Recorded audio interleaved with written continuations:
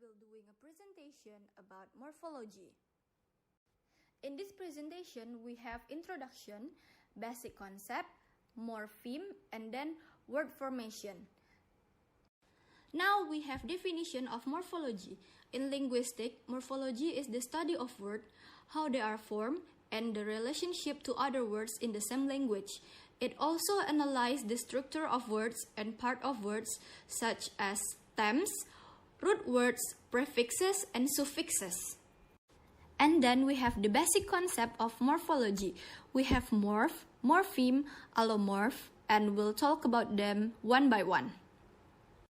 Now we have morph. In morphology, morph is a phonological string that cannot be broken down into smaller constituents that have a lexicogrammal function. In some sense, it corresponds to a word form. And now we're moving to morpheme. Morpheme is a meaningful linguistic unit, consists of a word such as dog and a word element such as s at the end of dogs that can be divided into smaller meaningful parts. Morpheme are the smallest unit of meaning in a language. Now we have morpheme and syllable, and then what makes them different? Morpheme is a meaningful morphological unit of a language that cannot be divided, and syllable is a unit of pronunciation having one vowel sound with or without surrounding consonant, forming the whole or part of a word. And then the difference of them is single morpheme may be made up of one syllable and maybe more than one syllable, or maybe no syllable at all.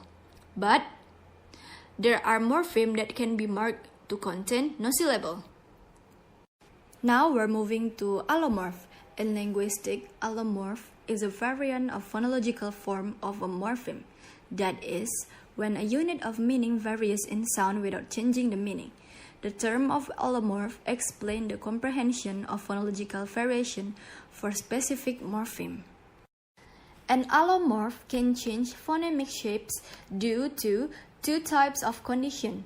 The first one is phonemic conditioning, and the second one is morphological conditioning. Now we have free morpheme and bound morpheme. The first one is free morpheme. Free morpheme is a morpheme or a word element that can stand alone as a word. It is also called an unbound morpheme or a freestanding morpheme. A free morpheme is the opposite of a bound morpheme. Bound morpheme is a word element that cannot stand alone as a word.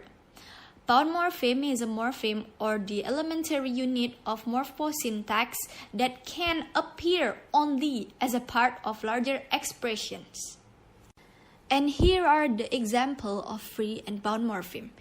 For free morpheme, we have dress, water, and girl. And for bound morpheme, we have recycle, watery, and limitness.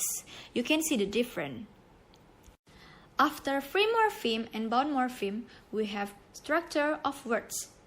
The structure of word is, the first one is simple words. Simple words is a word that consists of a single free morpheme. And the second one is complex word.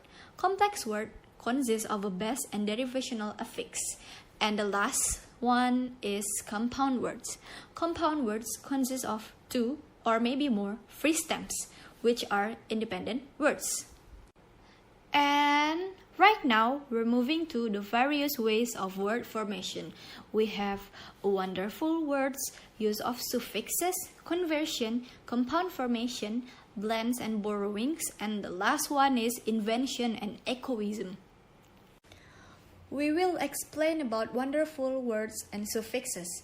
Wonderful word means the world of words in any language is a wonderful word. A user of a language who masters the art of using words or manipulating words become a wizard with the language and the process to be a master in the skill of communication. And use of suffixes means the suffixes may be broadly divided into two categories, class maintaining and class changing. And next, we have conversion and compound formation. Conversion is some words can be used as a noun, verbs, adverbs, or adjective without any change in the form of the word. And compound formation means compound are formed by joining two or more bases to create a new word. Normally, the first item identifies a key feature of the second word. And now we have blends and borrowings. Blends mean the words are sometimes clipped and the clippings are joined to form a new word. And borrowing is we are borrow words from other language and continues to enrich its store of words by borrowing. And we're moving to the last part, invention and echoism.